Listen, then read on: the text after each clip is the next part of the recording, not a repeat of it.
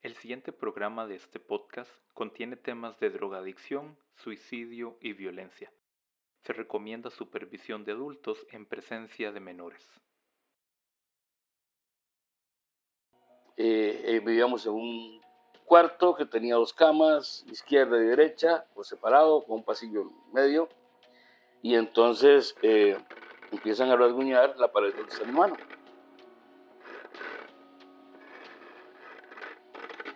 Entonces mi hermano, como era más incrédulo y esto ya siendo un poco más adolescentes, dice, no es posible que me estén rascando la pared. Pues. Si de verdad me quiere asustar, tiene que rascar las 2 paredes, donde está mi hermano y donde estoy yo, porque si no me va a dejar dormir a mí, que no duerma mi hermano. Y empezaron a rascar las 2 paredes al mismo tiempo. ¿Qué tal? ¿Cómo están, amantes de las historias de lo paranormal? Quiero agradecer su sintonía en este nuestro episodio de su podcast A la luz de las velas. Un espacio para contar y escuchar historias tenebrosas e interesantes. Existen en el mundo hechos totalmente inexplicables. Esta historia que nos narra nuestro entrevistado de hoy posee varios. Poder ver cosas que nadie más ve, saber cosas que van a suceder porque hay sombras que te lo relatan, ver cosas del futuro. Todo esto inclusive podría ser visto por muchos como una bendición.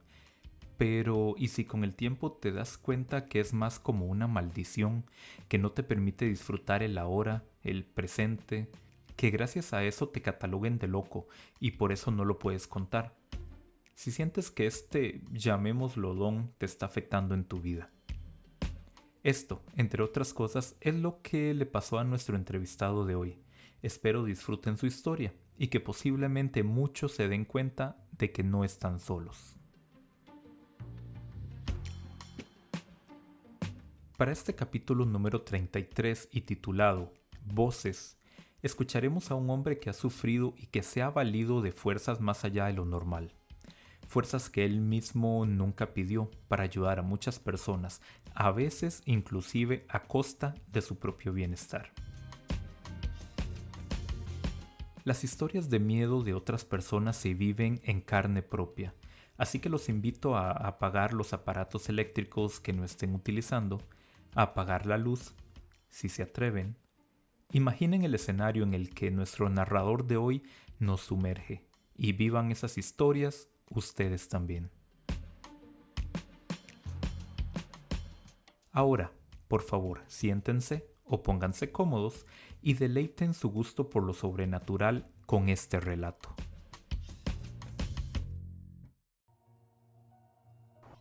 Bueno, vamos a empezar por de dónde vengo. Soy el menor de 4 hermanos. De 5 hermanos, la segunda en nacer falleció a los meses de nacida, según entiendo. Y entonces, cuando vamos a la historia de mi nacimiento, al parecer a las 6 de la tarde de ese día empezó a llover muy fuerte, hubo relámpagos. Mi mamá estaba sola en la sala de parto en el San Juan de Dios, y a esa hora empezó a llorar un niño que no había. Y entonces las enfermeras, según entiendo, le dijeron que era yo el que estaba llorando, y que es algo que algunos conocen como un síndrome que no es normal cuando se escucha al bebé llorar antes de nacer, y también que no es posible. Pues esa es la historia que me cuentan a mí de mi nacimiento, y después de esto empieza una serie de historias que se fueron dando desde mi niñez, de las que yo tengo memoria, de las que yo pude recordar. Por ejemplo, cuando viajo en un bus con mi mamá en la zona de Golfito, el bus se queda sin frenos, la gente grita, y al llegar a una pendiente, a un guindo, el chofer del bus se levanta y se tira del bus. El bus queda sin conductor, y entonces mi mamá me dice que detenga el bus, que para mí era a mis 5 años no tenía noción de eso. Después mi mamá me reafirma la historia y me la cuenta, aclarándome algunas partes. Y yo levanto mis manos y digo alto, porque estaba asustado. Y el bus se detiene antes de caer al precipicio. Entonces desde ahí ya mi mamá me decía que yo traía cosas extrañas, sobrenaturales, que a mí se me hacía difícil entender. Aún estando viejo se me hacía difícil entender, porque esta historia ella me la cuenta porque yo le hago preguntas de cosas que me suceden en la adolescencia. Después de esto, recuerdo que ya más grandecito, tal vez 7 años, vamos en un bus, éramos cristianos, asistíamos a la iglesia cristiana, el bus va lleno de gente y cuando vamos llegando a la comunidad donde vivíamos, en Golfito, yo veo el resto del bus, veo que no hay personas, veo que no hay nadie en el bus. Vuelvo a ver el conductor y le grito que pare. Y el conductor, yo le veo una cara desfigurada, entonces yo me asusto y salgo por la puerta de atrás y me tiro. Me dicen a mí que no es posible que yo pudiera caminar dentro del bus porque iban personas de pie, personas en el pasillo, las puertas iban llenas de gente. En la época donde no había mucha legislación con el tema de tránsito y mucha legislación nacional, no existía ni regulaciones. Y cuando yo caigo en una curva, yo pude observar mi cuerpo cuando estaba en el suelo, observé la ambulancia que vino a recogerme, observé mis hermanos alrededor mío y la gente que pararon el bus y fueron a ver por qué yo estaba ahí, que cómo me había salido del bus. Y yo en apariencia estuve 3 días, creo, no sé si fue un día inconsciente y 2 días en recuperación. Yo recuerdo que yo desperté al tercer día, consciente de lo que había pasado. Yo conté cómo era la ambulancia, cómo eran los muchachos que me fueron a recoger, qué me preguntaban, porque yo podía ver mi cuerpo desde arriba. Esto ya me hacía desde pequeño preguntarme por qué me pasaban estas cosas. Pero a través del tiempo era muy normal que a nosotros como familia nos pasaran cosas extrañas en casa. Y en algún momento recuerdo que los carritos, mi hermano mayor coleccionaba carros pequeños, eran poquitos, 4 o 5 carros de juguete, y nos los ponían en las gradas de la casa donde vivíamos. Y entonces mi hermano me despertaba para que fuera a ver dónde estaban los carritos. Yo no creía, pero en una de estas noches que sucedían estas cosas extrañas, vivíamos en un cuarto que tenía 2 camas, izquierda y derecha, por separado, con un pasillo en medio, y entonces empiezan a rasguñar la pared donde está mi hermano.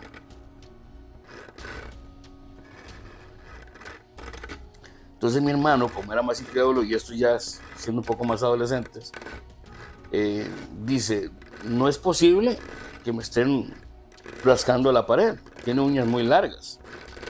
Si de verdad me quiere asustar, tiene que rascar las 2 paredes, donde está mi hermano y donde estoy yo, porque si no me va a dejar dormir a mí, que no duerma mi hermano. Y empezaron a rascar las 2 paredes al mismo tiempo. No, si de verdad quiere asustarme, tiene que rascar la pared desde el techo hasta el finalizar el piso. Y así sucedió. Entonces ya nos levantamos de la cama, ya yo sí estaba más asustado, porque para mí eso ya se estaba pasando de lo que normalmente yo vivía. Era muy normal que a mi hermano no le dejaran dormir, porque le tocaban la espalda, y yo estaba muy lejos como para tocar la espalda de él. Pero ellos no le tomaban mucha importancia a esas cosas, sino que pasaba y él lo veía como parte normal de lo que nos tenía que pasar. Yo sí empecé a poner más atención a lo que me estaba pasando, porque el que más era sensible a esas cosas era yo. Entonces ya empecé a ver sombras caminar, sombras que me hablaban, y yo no quería poner atención a lo que estaba pasando, porque me asustaba, entonces yo no quería hablarles, no quería responderles. Eran como susurros que me decían, necesito que venga, necesito que me ayude, necesito que vaya.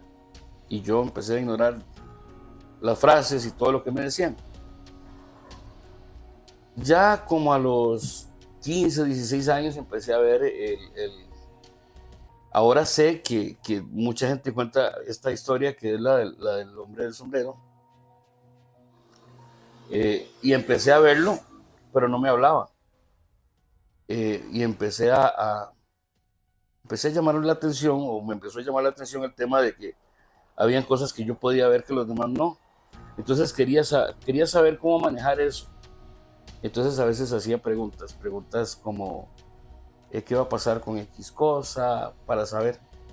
Y tuve la desdicha de poder predecir la muerte de mi abuelo con muchos meses de anticipación, después con un mes de anticipación y después con una semana de anticipación. Y les dije el día y la hora. Y mis tías, recuerdo que una semana antes todos corrieron a llevar a mi abuelo a hacer exámenes y a ver si estaba bien. Y efectivamente llegaron y me dijeron, no, vea, usted está equivocado. Él está bien. Y efectivamente falleció ese día, ese 3 de agosto, a las 3 de la tarde. ¿Por qué sucedió así? No lo sé. ¿Por qué yo podía ver cosas que los demás no podían ver? Y esto venía ese día, o sea, faltando una semana para que mi abuelo falleciera, cuando yo les conté esta historia, ¿por qué me creyeron? Porque ya hacía unos meses yo les había dicho otras cosas que iban a suceder y sucedían tal cual. En una ocasión me frustró mucho el día que no desperté. El día que no desperté hice viajes astrales que después me di cuenta que se llamaban así. Conocí lugares que al momento conozco la mitad. Viajé por lugares en Atenas, en Río Grande, La Presa, esos cañones. Los viajé volando, pero recuerdo que ese día que yo estaba viajando, me despertaban y yo no despertaba, entonces iban a llamar una ambulancia para ver qué iban a hacer. Pero yo pude ver cómo todos conversaban, cómo todos comentaban que qué estaba pasando, que por qué yo no despertaba, que yo era muy extraño. Y empecé, según yo, a valerme de esta fuerza que estaba llegando a mí. Yo me hice cruz rojista desde los 10 años. En aquella época en Cruz Roja no había que estudiar mucho. Había que querer, tener voluntad y después se fueron dando las capacitaciones.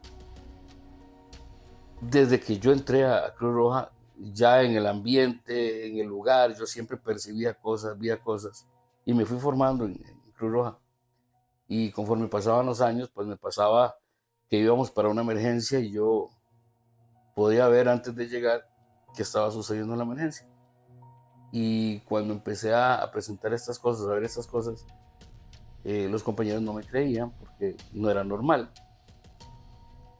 En algún momento íbamos para un traslado de un paciente adulto mayor que iba para el hospital, a una cita. El doctor estaba valorándolo porque era gente de mucho poder adquisitivo, entonces el doctor dice, se va a pagar el viaje, lo vamos a pagar extraordinario. Y cuando íbamos llegando yo le decía al compañero, prepárese porque está en paro. Y él me dice, no, no está en paro. Él está enfermo nada más. Y yo le dije, no, está en paro. Y el chofer me volvió a ver y me dice, ¿estás seguro que está en paro? Y él sí me creyó de forma automática.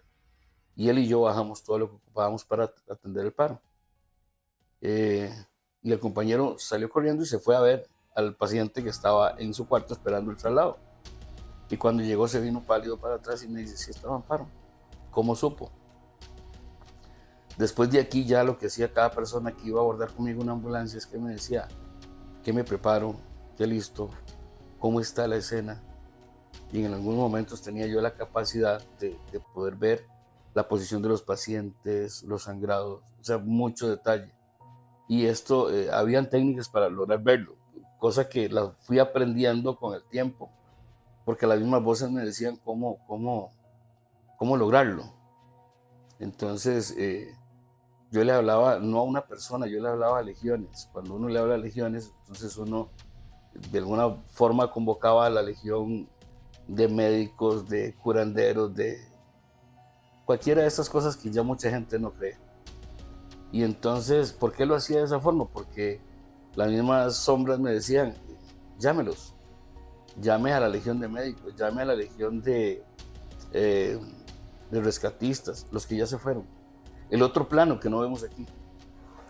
Y entonces empecé a tener estas cosas y ya eso se empezó a hacer popular. En algún momento vine a una reunión, por ejemplo, a la Cruz Roja de Grecia, y me llevaron a una casa porque alguien tenía dudas de lo que yo estaba, de las cosas que yo iba y quería ponerlo a prueba, pero yo no sabía que lo quería poner a prueba. Y me llevaron a una casa a tomar café. Yo era jefe de la región y me llevaron a esta casa a tomar café y en la casa, por alguna razón, yo pedí un lápiz o un lapicero y una hoja y empecé a escribirle cosas a la dueña de la casa, a la señora que vivía en la casa, y eran mensajes. Yo no sabía qué era lo que le quería decir, pero empecé a escribir por lo que yo escuchaba y entonces yo le dije, no, ya no quiero café, voy a escribirle lo que le está enviando a usted. Y empecé a escribir y cuando ella empezó a leer el mensaje empezó a llorar porque creo que era el papá que tenía poco de haber fallecido y que ella no había tenido la oportunidad de hablar ciertas cosas con él. Y entonces, como que había momentos en la vida mía que la sensibilidad hacia estas cosas era más rápida y más fácil que en otras ocasiones. Recuerdo que ese día, después de escribir esa carta, nos pusimos de pie y yo le dije, nos vamos. Primero porque su papá no quiere que estemos aquí. Esto no es un experimento. Entonces ya me levanté y nos fuimos. Y antes de llegar a la Cruz Roja de Grecia, como por, no sé, uno no planea esas cosas. Y entonces yo les dije, bueno, ustedes querían saber si es cierto. Y nadie me preguntó. Nos vamos a quedar en esta esquina. Y agarré como un cronómetro y yo les dije, aquí en unos 30 segundos vamos a ver una colisión de frente, dos carros, uno blanco, uno negro, uno... Y empecé a darles detalles.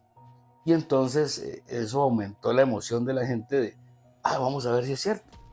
Dicen y nos cuentan que él tiene esas cosas. Y cuando estábamos ahí, en la pura esquina donde estábamos nosotros, colisionaron los dos vehículos. Entonces, como éramos crurojistas, yo les dije, bueno, ya vieron que sí es cierto, ahora a trabajar. Y desde ahí empecé a tener más miedo de lo que yo estaba viendo, porque se me hacía más feo saber cosas que los demás no iban a saber o ver cosas que al final era el dolor de alguien más y yo no quería percibirlo. Siguió pasando la vida con las cosas que entre más años, menos posibilidad tenía yo de dormir, porque en la noche era cuando más me hablaban. En las tardes, después de las 6 de la tarde, ya yo, cuando eso fumaba y fumaba bastante, yo me sentaba en la sala de mi casa con mi ex esposa y yo le decía, haga espacio en el sillón porque me vienen a visitar. Y entonces se sentaban o hacían fila las sombras y empezaban a hablarme, cada una me contaba su historia. Y en una de estas situaciones o veces que pasó, mi ex esposa decía que a ella le daba miedo. Ya le daba miedo porque ya yo cada vez me estaba volviendo más loco. O sea, el no poder dormir, no poder descansar, estar siempre escuchando voces, que me imagino yo que los científicos tendrán alguna respuesta para eso y dirán, es esquizofrenia o qué sé yo. Y entonces, el asunto es que después de repente llegaba alguien que efectivamente venía a buscarme por alguno de los mensajes que habían dejado. Entonces, yo decía, ¿cómo ellos saben que alguien me vino a dejar un mensaje a mí? Y entonces me decía que es que yo estaba en mi casa y yo escuché y tenía que ir a ver a mi mamá que está en no sé qué parte del país y me dijo, vaya y pregúntele a... Me llegaron a buscar y ahí le di el mensaje y ahora sí, vaya, porque su mamá le falta poco, va a fallecer.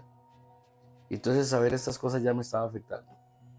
Y recuerdo que esta vez fue como la que más me asustó porque después de haber pasado esta serie de cosas, pues cuando uno no puede dormir y cuando uno no tiene esa estabilidad emocional, uno empieza a tomar más licor.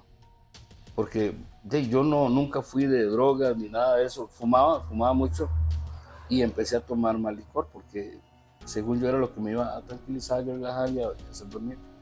Y entonces mi vida fue cambiando de muchas formas, ya no tenía yo paz mental, de repente ya por las noches me visitaba el hombre, la sombra que era el sombrero, y yo le preguntaba que por qué me buscaba y por qué me seguía, pero lo que me daba era asfixia. Entonces cuando yo empezaba a asfixiarme, entonces ya yo tenía una Biblia a la par y ya yo tenía que despertar a mi esposa en ese momento y léame, saquemos el Salmo 23 y no porque yo crea 100% en la Biblia, pero hay frases en la Biblia que creo que son muy poderosas porque tienen una divinidad. Ujú. Y entonces de repente ya cuando se fue haciendo más fuerte, ya hasta ahí no era tan fuerte, sino que me voy a trabajar aún, pasaron los años y por esas razones de la vida, pues al final quedé solo, me separé, estábamos en un proceso de divorcio y estaba trabajando yo para un bar-restaurante que en aquella época le llamaban El Ranchito. Y sí, la gente me decía, mira, ten cuidado en ese lugar, vea que usted es muy sensible y ahí hay cosas muy sensibles. Y cuando yo iba a hacer eventos a este lugar con música, siempre el hombre de sombrero se paraba en uno de los eh, postes que estaba como en el centro del salón y ahí se esperaba toda la noche. De repente cuando terminábamos siempre se sentaba en la barra y yo tenía cuidado de no sentarme cerca de él y yo a veces le preguntaba, ¿qué hacía aquí? Lo que pasa es que en ese movimiento de un bar nadie sabe lo que uno Ujú. ve, habla, uno hasta puede estar hablando solo y la gente ni cuenta se da. Y yo le decía, ¿qué hace aquí? Y al parecer lo que iba era a cuidar. ¿Qué cuida? Entonces yo procuraba no acercarme porque la vibra era muy rara, muy me cansaba mucho. Pero también yo entendía que por esa presencia yo veía cosas que los demás no iban a ver. Eh, Tuve la dicha o desdicha de haber llegado a vivir inclusive hasta en la acera de ese bar, en la parte de atrás del bar. Entonces nadie sabía que cuando el evento terminaba, la persona que había hecho el show y el vacilón y todo lo demás tenía que ir a dormir a una acera llevando frío. Y a mí eso me daba pánico. Porque ya a través del tiempo de ver tantas cosas oscuras que los demás no veían, ya me estaba entrando en pánico. Y entonces recuerdo que yo le decía a la divinidad o Dios, como todo el mundo lo conoce, eh, acompáñeme, mande a alguien que me acompañe, que esté aquí conmigo, porque yo no quiero que el hombre de negro venga, porque aquí estoy a la intemperie, aquí no estoy protegido.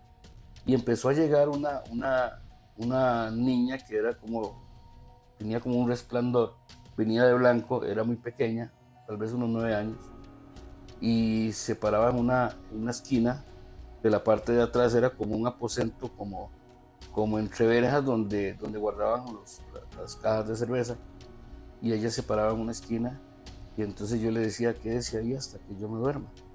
Y ella, al final, yo la vi en la parte de no sé, las cerchas que no tenían cielo raso, y ella se sentaba ahí, y me decía, aquí voy a estar. Y entonces eso me hacía pasar la noche hasta que ya llegaba la luz del día. En, en algunos de estos momentos, al restaurante en el día llegó un señor y llegó como a almorzar. Y entonces yo vi que el señor estaba viendo una foto, como en un marco, y él llegó a sentarse a almorzar con la foto. Y yo le dije, mire, yo esa niña yo la conozco, yo la he visto. Y entonces él me dice, no puede haberla visto.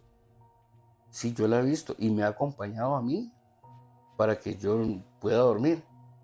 Y me dice él, ella era mía, ella falleció frente al restaurante por un atropello. Y hace no sé cuántos años ya fue su funeral y hoy estoy celebrando el cumpleaños de ella. a mí me impactó mucho porque la pude conocer antes de saber todo lo demás.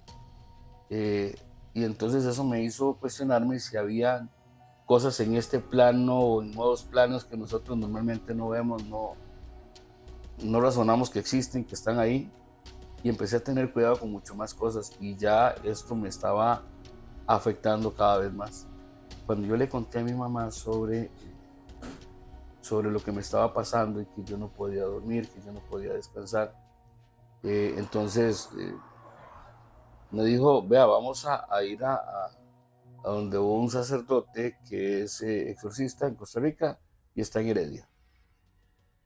Entre más se acercaba a esa cita, más cosas veía yo. Entonces yo estaba, por ejemplo, en un restaurante, en un bar, y de repente yo me presentaban a alguien y yo empezaba a hablarle a esta persona y yo le decía, mire, ya usted le dijo esto y esto a su papá, vea que su papá está enfermo, su papá va a estar muy mal, va a pasar por un proceso muy difícil. Y la gente se molestaba conmigo porque me decía, no, papá está bien. Y él no está enfermo, usted se está volviendo loco. Tiempo después, pues sí, me daban la razón y me decían, sí, fíjese que sí, mi papá le encontraron un cáncer y parece que ya está en fase terminal. Y yo no le pedí perdón, yo no compartí con él. Y vivir esas experiencias para mí era muy difícil. Habían técnicas que a veces usaba para rechazarlas y a veces había técnicas que era porque necesitaba que me ayudaran a solucionar.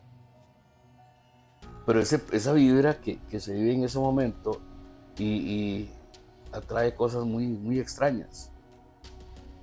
Como fue una vida de niño y de adolescente muy inusual, por ejemplo, llegar a casas y que se me empezaran a mover las sillas, las puertas, las ventanas, o en algún momento poder decir, mire, esto es lo que quiero y eso es lo que sucedía porque yo lo quería de esa forma, ya me empezaba a dar miedo porque eh, no es normal que uno de adolescente solo pase pensando en eso. Mi vida de adolescente fue de baile, fue de competencia nacional en baile cuando existió el rap y todo lo demás, pero y lo demás era Cruz Roja. Pero en Cruz Roja siempre las cosas que vivía, o sea, aparte de que ya la vibra de una emergencia es fea, eh, en Canal 4 en algún momento, en un reportaje que hicieron y un video que salió, estaba yo atendiendo una emergencia con un doctor que ya había fallecido. Y hasta salió en el video eso para mí fue, o sea, ya que se pudiera ver en un video, para mí eso fue en la ruta 1 para arriba de Manolos. Y cuando los compañeros de Cruz Roja vieron con quién estaba ahí yo en la emergencia, me dicen, no es posible. Pero yo les decía, es que él me estaba ayudando. ¿Y cómo llegó él ahí? Que yo solo le pedí ayuda, sí, pero ¿cómo le pide usted ayuda a un muerto? Entonces ya la gente se cuestionaba cosas que no eran normales que estuvieran sucediendo.